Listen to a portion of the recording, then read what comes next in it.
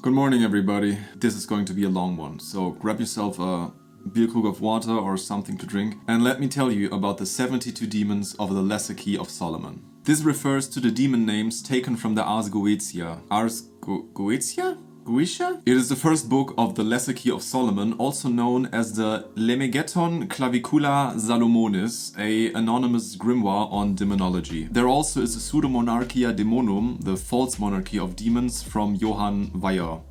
Weyer? This one has 69 demons, which is nice, but I will focus on the 72 demons of the Ars Goetia. Due to different translations and time, there are multiple spellings, which I will try my best at saying without summoning them by butchering their names. Their counterparts are supposed to be the 72 angels of the Shem Hameforash, which act as the balancing forces against these evil spirits. The demons are ranked in what I would say medieval ranks: presidents, knights, earls, marquises, princes, dukes, and kings. The difference in ranks is the amount of power they have, the estates in hell, if any, and the amount and type of legions under their control. And for your information, there are demons which are named, but they are not in the Lesser Key of Solomon, or they don't belong to the 72 demons which are named in it.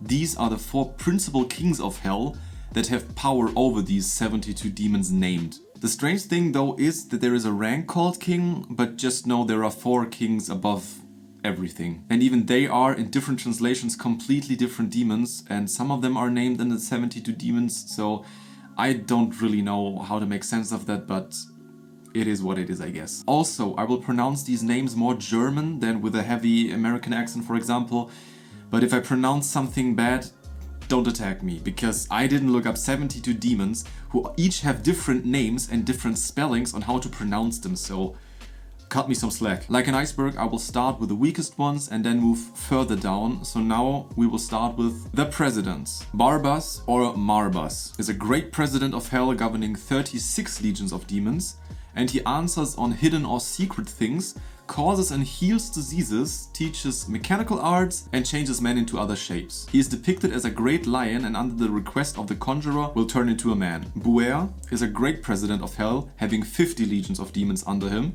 He appears when the sun is in Sagittarius, and he teaches natural and moral philosophy, logic, and virtues of all herbs and plants. Virtues meaning the effects and how to use them, or for what, I assume. They heal all infirmities, especially of men, and gives good familiars. Familiars are supernatural entities that assist witches and cunning folk in the practices of magic. They are depicted as a centaur with a bow and arrow like Sagittarius, and artists later added a lion head and 5 goat legs to walk in every direction. Nightmare fuel. Count or President Botis, also known as Otis, is a great president and Earl of Hell, governing 60 legions of demons. They tell of all things past and future and reconcile friends and foes. They are depicted as an ugly viper, but changes into a man with big teeth and 2 horns and carries a sharp bright sword. Count or President Morax, or also known as Forai, Marax, and Farax, is a great earl and president of hell, governing 36 legions of demons. They teach astronomy and all other liberal sciences, gives good and wise familiars that know the virtues of all herbs and precious stones, so you basically don't have to know it yourself. They are depicted as a big bull with the face of a man. Count or President Glacia Labolas, also known as Cacrinolas, Cassimolar, Glacialabolas, Glaciaiabolis, Glacialabolas, and Gailos Lobos, is a mighty president governing 36 legions of demons. They are the author and captain of manslaughter and bloodshed. Wait. Oh, sorry, that was manslaughter. They tell of all things past and to come, gains the minds and love of friends and foes, and causing love among them, if desired. They incite homicides and can make a man invisible. Nice! They are depicted as a dog with griffin wings. For your information, griffin wings basically means eagle wings, because a griffin has a lion's body, an eagle head, and wings, so it's eagle wings, but we will hear griffin wings a lot more. Foras, Forcas, or Forasis is a powerful president of hell governing 29 legions. He teaches logic and ethics in all their branches, virtues of all herbs and precious stones, can make a man witty, eloquent, and invisible, and live long. So that doesn't sound all that bad. Also, they can discover treasures and lost things. Typically, they are depicted as a strong man. What a Chad. Malphas is a mighty great president governing 40 legions. He builds houses and high towers and strongholds, throws down buildings of enemies, can destroy enemies' desires and thoughts or make them known to the conjurer, and all what they have done. Gives good familiars and can bring quickly artificers together from all places over the world. He accepts willingly and kindly any sacrifice offered to him, but then he will deceive the conjurer. They are depicted as a crow that after a time all request changes into a man with a hoarse voice. A hoarse voice meaning when you're sick, for example. Haagenti, also known as Hage or Hage, is a great president of hell governing 33 legions. He makes men wise by instructing them in every subject, transmutes all metals into gold, and changes water into wine and wine into water. He is depicted as a big bull with griffin eagle wings, and he also changes into the shape of a man upon request. Kamio, also known as Kaim or Kaim, is a great president of hell governing 30 legions. They are a good disputer and give men the understanding of voices of birds, bullocks and dogs and other creatures, and the noises of waters. What? And they give true answers concerning things to come. Why don't they just say future? When answering questions, they are standing on burning ashes or coals. They are depicted as a black bird called a thrush, and they change soon into the shape of a man with a sharp sword. Ose, also known as Ose, Ozo, or Vozo, is a great president of hell governing 3 legions. He makes men wise in all liberal sciences and gives true answers concerning divine and secret things. Whatever that means. They also bring insanity to any person the conjurer wishes, making them believe they are the thing or the creature the magician desired, or think they are a king wearing a crown or a pope. Typically, they are depicted as a leopard, and after a while change into the shape of a man. Ami, or also known as Avnas, is a great president of hell governing 36 legions. He makes one marvelous in astrology, liberal sciences, gives excellent familiars, and he also tells you treasures preserved by spirits. Usually they appear as a flame of fire, but take a man's shape afterwards. Valak, also known as Ualak, Valak, Valax, Valu, Valik or Volak, is a mighty great president governing 30 legions. He gives true answers about hidden treasures, reveals where serpents can be seen, and delivers them harmless to the magician. So if you need snakes, call him. He appears as a small boy with angel wings riding a 2-headed dragon. Those were the presidents, and now we move on to the knights, which is a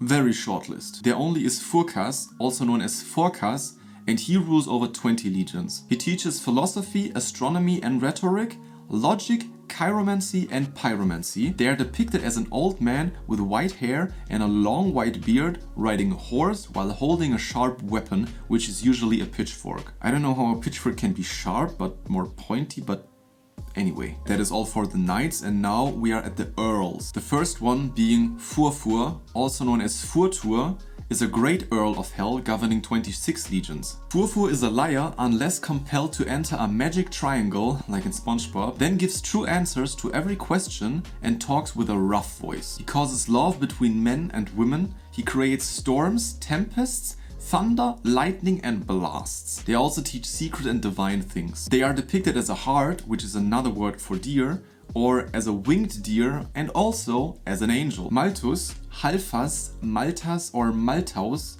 is an Earl of Hell governing 26 legions. He builds towers and fills them with ammunitions and weapons, and he's also a Prince of Hell, which is kind of confusing to me. When he's depicted, he usually is a stork with a rough voice when speaking. Raum, also known as Reim, Reim or Roim, is a great Earl of Hell governing 30 legions. He steals treasures out of kings' houses, carrying them wherever he wishes, I'm guessing the conjurer, and destroys cities and dignities of men, which are something like titles in the Middle Ages, you could say. He can tell things of the past, the present and the future, reconcile friends and foes, and also invoke love. He is depicted as a crow which adopts a human form at request. Bifrons, also known as Bifrofs, Bifrös or Bifronze, that sounds weird, is an Earl of Hell governing 6 legions? Yep, 6 legions.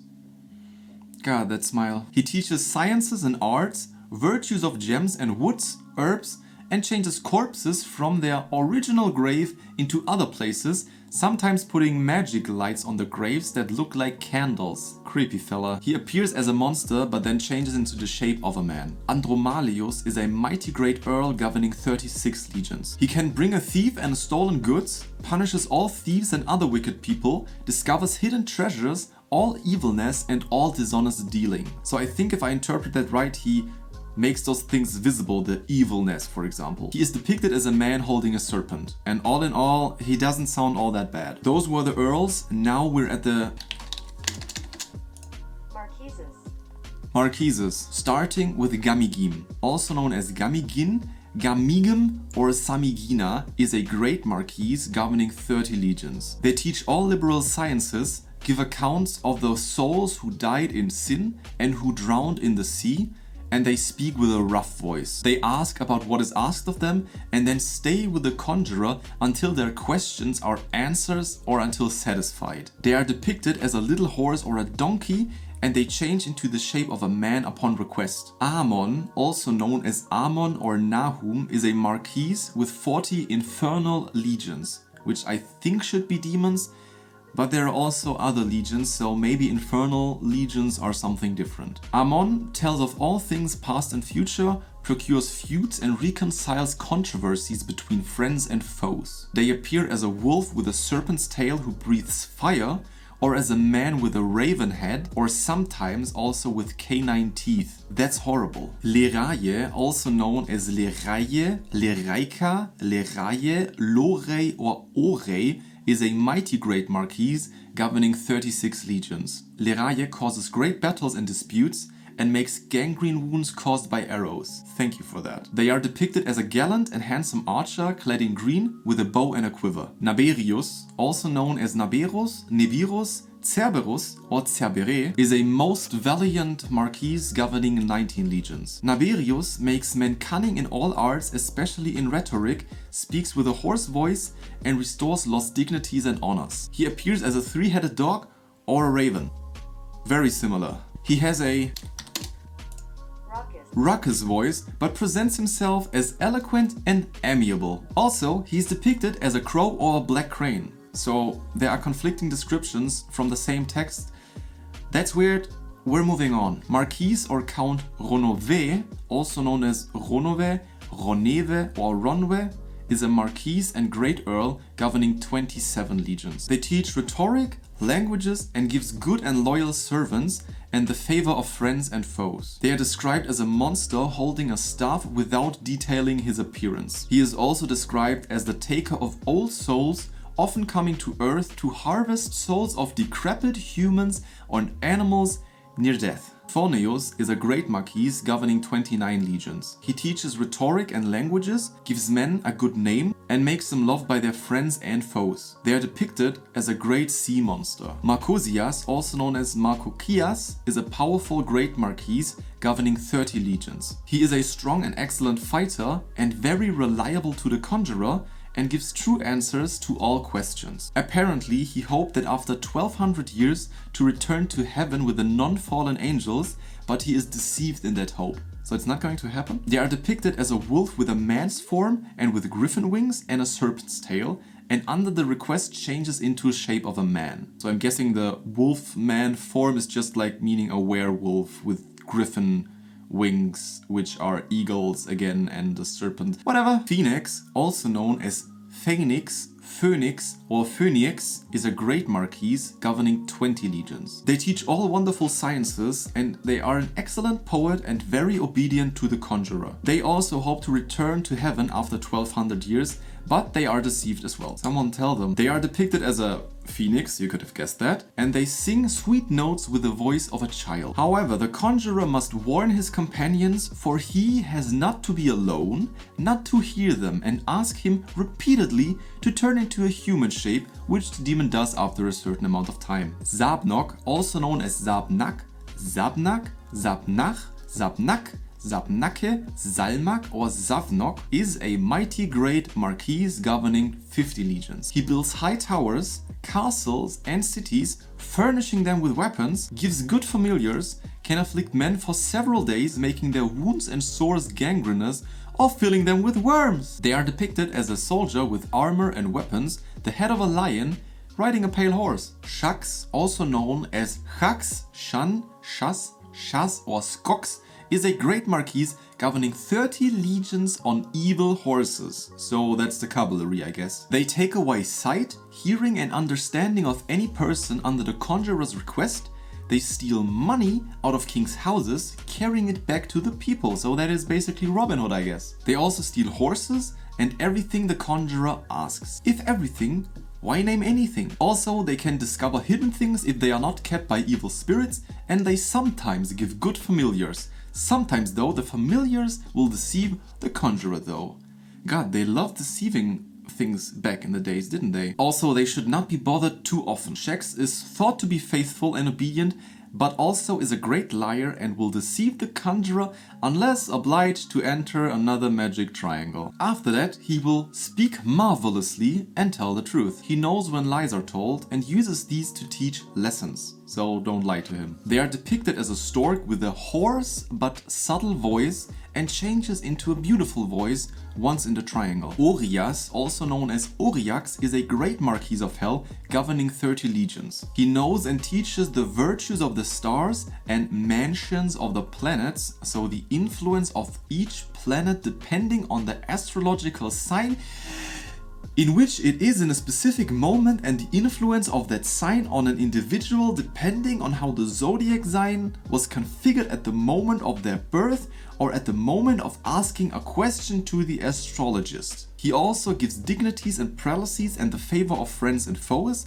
and can metamorphose into any shape. Andras is a great or grand Marquise governing 30 legions. He sows discord among people and teaches those he favors to kill their enemies, masters and servants. They appear with a winged angel's body and the head of an owl or of a raven, riding a black wolf, wielding a sharp bright sword. However, they are considered a highly dangerous demon who could kill the conjurer and assistants if precautions were not taken. Andrealphus, also known as Androalphus, is a great Marquise governing 30 legions. He teaches cunning in astronomy and when in human form also geometry in a perfect manner. They also have the ability to turn any man into a bird, and also they appear as a peacock who raises great noises. He's loud. Chimaris is also known as Chimaias, Chimaias in Chimerias and governs 20 legions. And oh boy, was that a lot to read, so I condensed the important bits, okay? Chimaris rules over all spirits in Africa, possesses the ability of locating lost and hidden treasures, teaching trivium, which is grammar, logic and rhetoric, and makes a man into a warrior of his own likeness. They are described as a warrior riding a goodly black horse, and if Tuvrius refers to the same demon, they also cause a person to cross seas and rivers quickly. De Carabia is also known as Carabia and is a great Marquise or King and Earl governing 30 legions. I hate how they all of a sudden are this and that and also this and sometimes that. It's weird. They know the virtues of all herbs and precious stones and can change into all birds and sing and fly like them before the conjurer. De Carabia is depicted as a pentagram star changing into a man under request. Now we are more than halfway through the ranks and now come the princes. The first one being Vasago, also known as Vasago or Usago, who is a mighty prince of hell governing 26 legions. He can be persuaded to tell the magician of events past and future, can discover hidden and lost things, and has a good nature, so he's not a typical evil Knievel guy. When appearing, he manifests as an angel. Zitri, also known as Bitru or Zutri, is a great prince of hell governing 60 legions. He causes men to love women and vice versa, can make people bare themselves naked if desired, and is depicted with the face of a leopard and wings of a griffin. And also he does change into a beautiful man under request. Count or Prince Ipos, also known as Aiperos, Aiperos, Aiporos und Ipes, is an Earl and powerful prince of hell governing 36 legions. He knows and can reveal all things past, present and future. I find it amazing how many of them all know about the future and the past and the present. Why does every one of them know everything? That's crazy. He can make men witty and valiant and is depicted with the body of an angel, the head of a lion, the tail of a hare and the feet of a goose, and rarely as a vulture. Prince or President Gab, also known as Goab or Tab, is a mighty prince and great president governing 66 legions. That's a special number.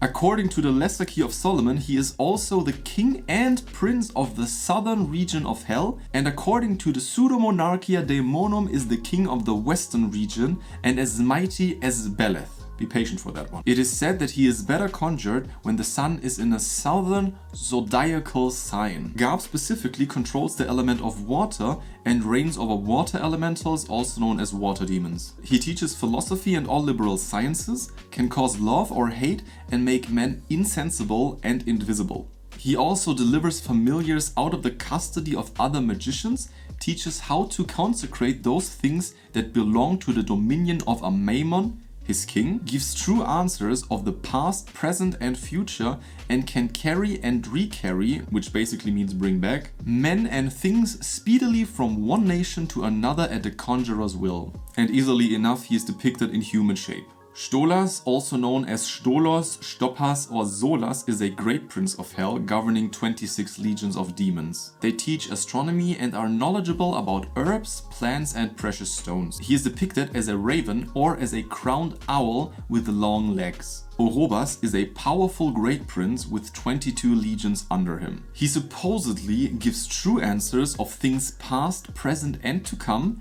divinity and the creation of the world, confers dignities and prelacies and the favor of friends and foes. Orobas is faithful to the conjurer and does not permit that any spirits tempt him and never deceives anyone. He is depicted as a horse and changes shape into a man, yada yada. Please don't kill me. Seir or Seire or Seir is a prince and governs 26 legions. He can go to any place on earth in a matter of seconds to accomplish the will of the conjurer. Also, he brings abundance, helps in finding hidden treasures or in robbery. Additionally, he is not of evil but of good nature and mostly indifferent to evilness. Seir is depicted as a man riding a winged horse and also said to be beautiful. Alright, that was kind of short. We're getting closer to the kings, but now we will have the dukes. Amdusias, or also known as Amdusias, Amdukias or Amdusias, I'm guessing, is a duke governing 29 legions of demons and spirits.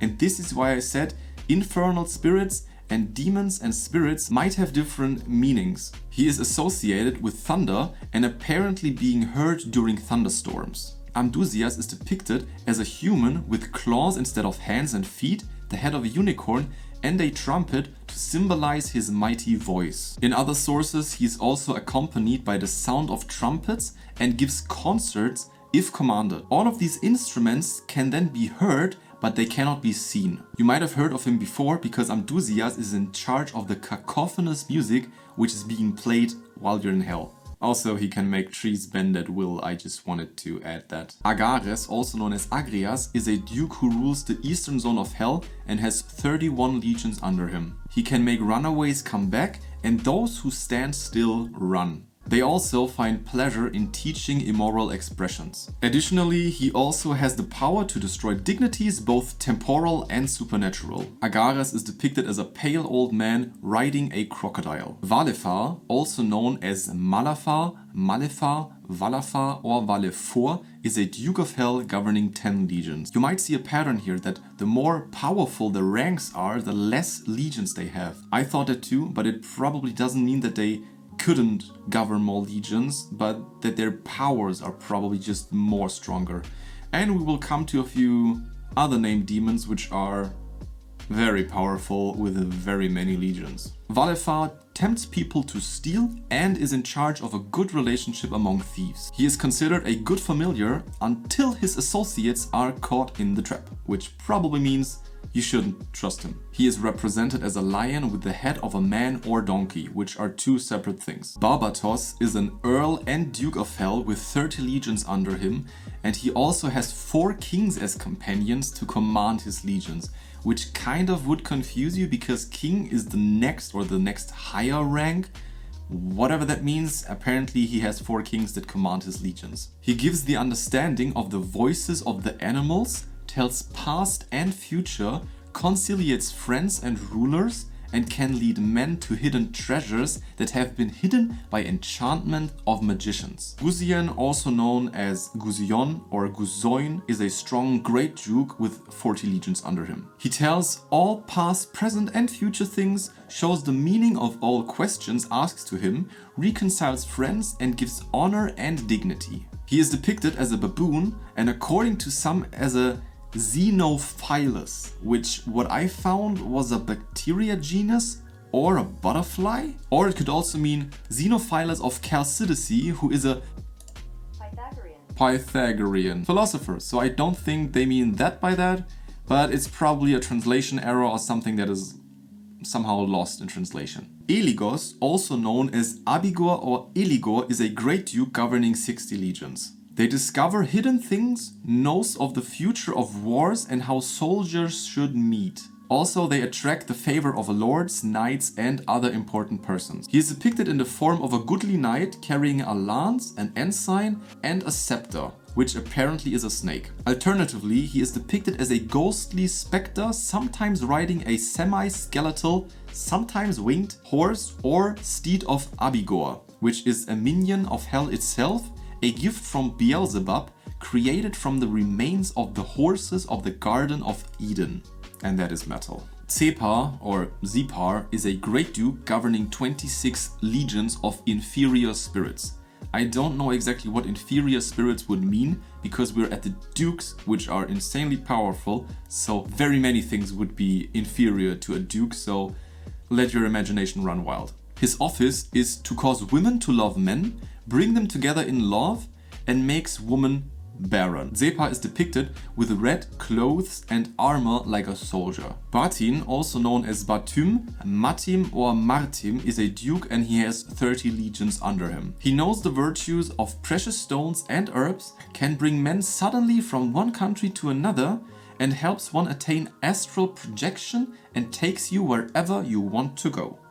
Nice tour guide. Usually he is depicted as a strong man with the tail of a serpent riding a pale horse. Zaleos, also known as Zalos or Zaleos, is a mighty great duke or a great earl according to Johann of Weyer, and he has 30 legions under him. He is of a pacifist nature and causes men to love women and women to love men. He is depicted as a gallant and handsome soldier wearing a ducal crown riding a crocodile. That's an awesome mount. Aim, or also known as Aim and Haborim, is a great duke, very strong, and he has 26 legions of demons under him.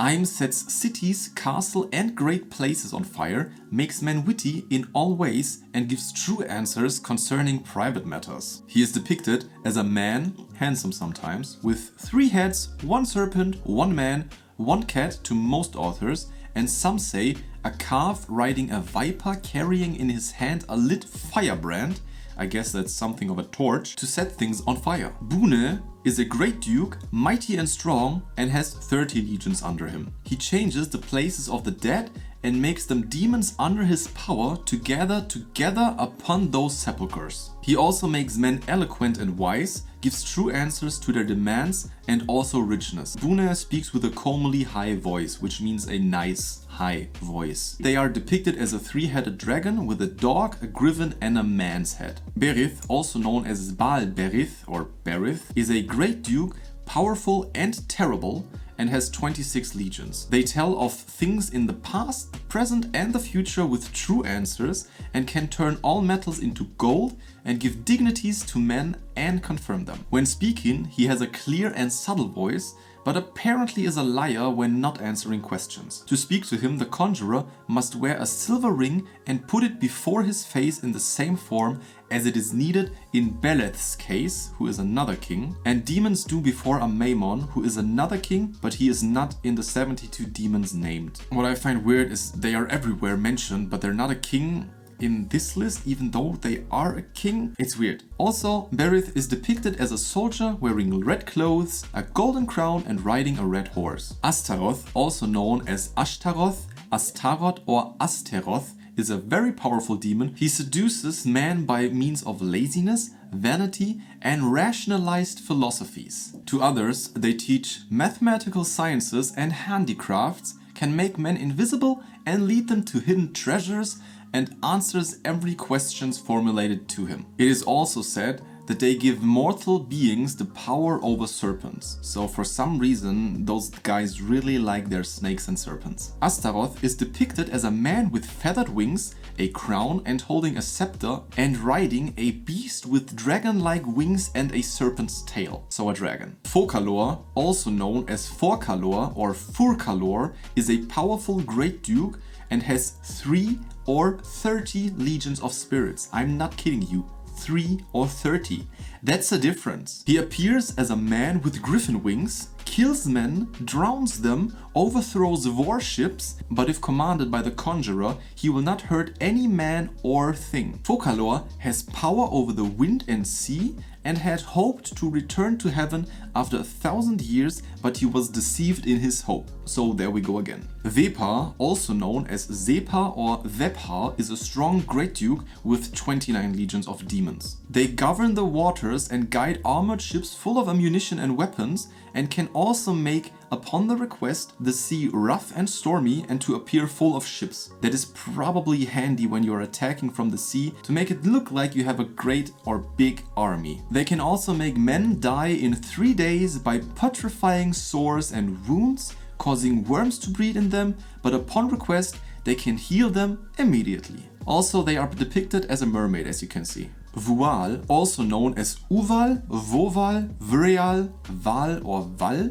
is a mighty great duke with 37 legions under him. They give the love of women, causes friendship between friends and foes, tells things past, present and to come, and is depicted as a dromedary and changes after a while into a man who speaks the Egyptian language but not perfectly, and he has a deep voice. Crokel or Crokel or Crossel, maybe, was once a member of the Powers and is now a Duke of Hell who governs 48 legions. They can teach geometry and other liberal sciences, warm bodies of water, create the illusion of sound of rushing waters, and reveal locations of natural baths, so they're kind of a swimming pool fanatic. They appear as an angel with a tendency to speak in dark and mysterious ways. So yeah, a weird fellow that likes baths. So seems nice. Alucer, also known as Alucer or Aloses, is a great duke who has 36 legions of demons under him. They induce people to immorality and teaches arts and all mysteries of the sky. So that is basically astronomy, astrology, whatever that all entails. It is said they provide good familiars and teach astronomy and liberal arts. Well, there we go. They usually appear as a knight mounted on an enormous horse. The face of them has leonine characteristics, which basically means of a lion, a ruddy complexion and burning eyes. When speaking, they speak with much gravity, so I'm guessing that is a booming dark voice. Also, they're often depicted as my recording just stopped. Great, because my phone's full, but I fixed it. Let's keep going. Alucer also is often depicted riding a horse with dragon legs, and I'm wondering how that would look like. Duke or Count Murmur, also known as Murmus, Murmur or Murmux, is a great duke and earl governing 30 legions. They teach philosophy and can oblige the souls of the deceased to appear before the conjurer to answer every desired question. Murmur is depicted as a soldier riding a vulture or griffin and also wearing a ducal crown. Gremory, also known as Gamori or Gemori or Gomori, is a strong duke with 26 legions under him. They tell of all things past, present and future, about hidden treasures, and procures the love of women, young and old, but especially maidens. They are depicted as a beautiful woman with the crown of a duchess tied around her waist, riding a camel. Vapula, also known as Nafula, is a powerful great duke with 36 legions. They teach philosophy, mechanics, and sciences, and are depicted as a griffin-winged lion, which is basically a griffin without the eagle head. Flauros, also known as Flavros, Hauras, Haures or Havres, is a strong great duke with 36 legions. He gives true answers of all things past, present and future, but must be commanded to enter the magic triangle first, for if not, he will lie and deceive the conjurer and beguile him in other businesses. But in the triangle he will speak gladly about divinity, the creation of the world, himself and other fallen angels. However, he can also destroy all of the conjurer's enemies by burning them up, and upon request the magician will not suffer temptations from any spirit or in any form. Commonly they are represented by a humanoid leopard with big claws. As well, upon request, he will change into a man with fiery eyes and an awful expression. Dantalion or Dantalian is a powerful great duke with 36 legions. They teach all arts and sciences and also declare the secret counsel of anyone,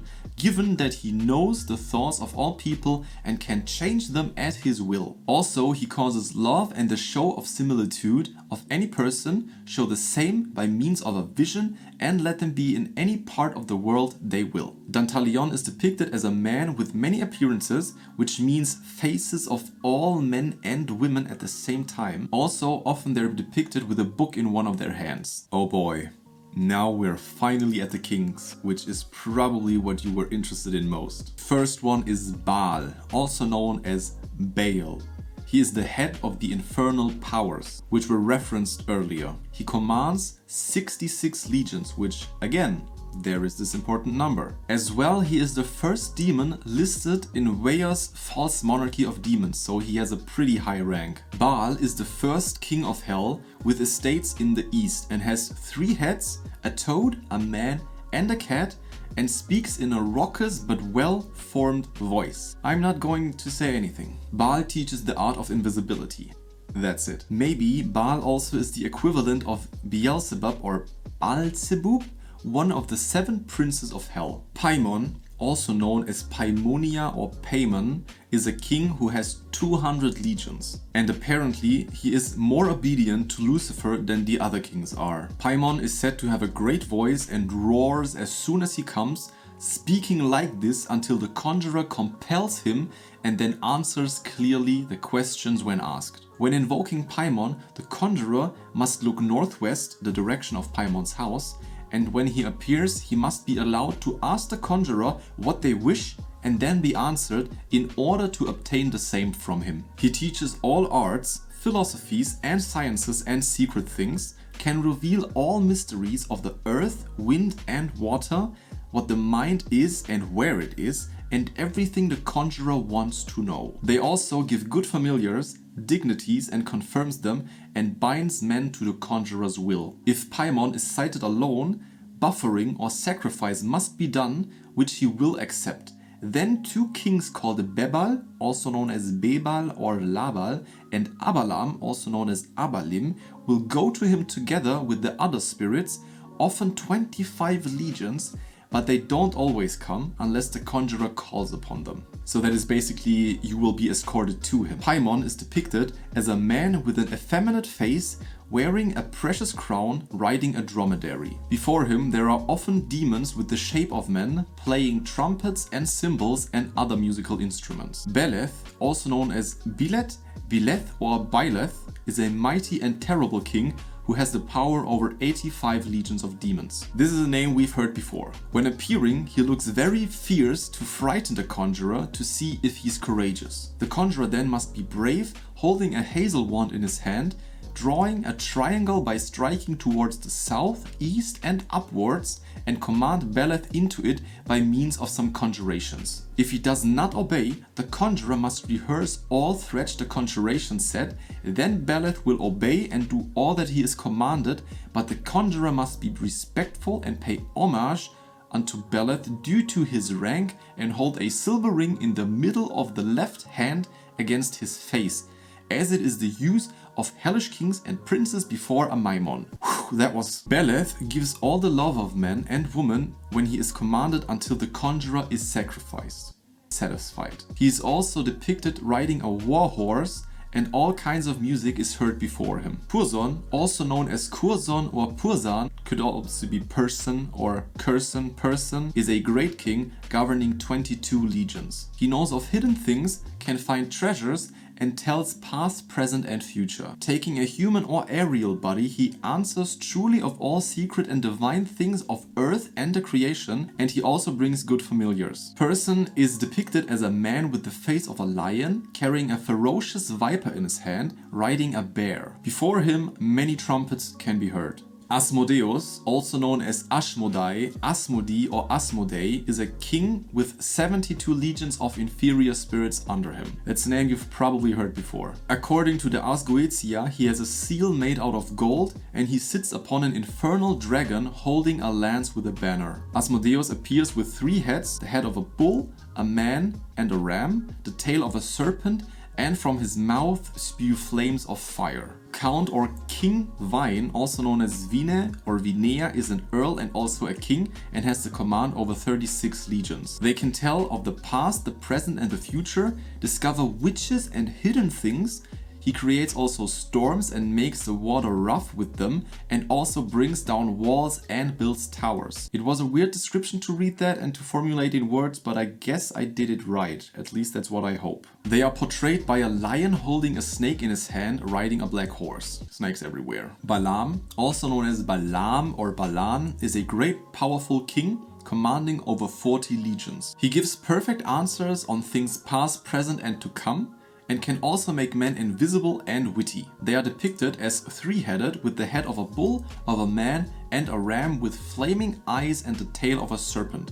I don't know which head has those flaming eyes, but I imagine all of them do. He also carries a hawk on his fist and rides a strong bear. In other times he is also represented as a naked man riding a bear, so there's a similarity again. King or President Tsagan, also known as Tsagam, is a great king and president commanding over 33 legions. He makes men witty and can turn wine into water, water into wine and blood into wine. Also, he turns metal into coins that are made from the same metal. Tsagan is depicted as a griffin-winged bull and after a while turns into a man. And the last one, Belial, also pronounced Belial, who is also known as Belhor, Balial, Belia or Belial and Beliel, and I want to add Matanbukus or Matanbuchus according to the internet. He is a king of hell, having power over 80 legions of demons and 50 legions of spirits. There we go, there are differences apparently. According to his description, he was created the first after Lucifer. Belial has the power to distribute senatorships and gives excellent familiars. He must be presented with offerings, sacrifices and gift,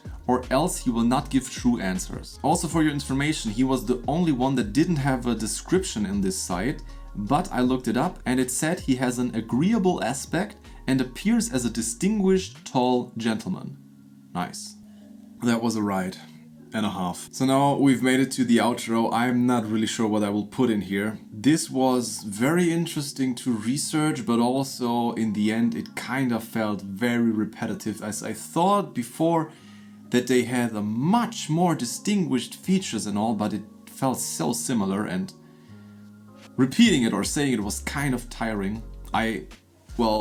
Yeah, thank you if you've made it this far, because you've made it through in the end. That's not bad. But I still have no idea what to say in an outro, and what I hope is you learned something out of this. There were many things that were similar. I hope you are not as disappointed as I was, but I still hope you enjoyed it, you still had fun. It was interesting for me, so maybe next time I should do better research how repetitive it is, and if it doesn't sound good, maybe I shouldn't do it. I don't care. Thank you for being here, and I guess I'll see you in the next one. Gotta get to work, you know. Alright, bye!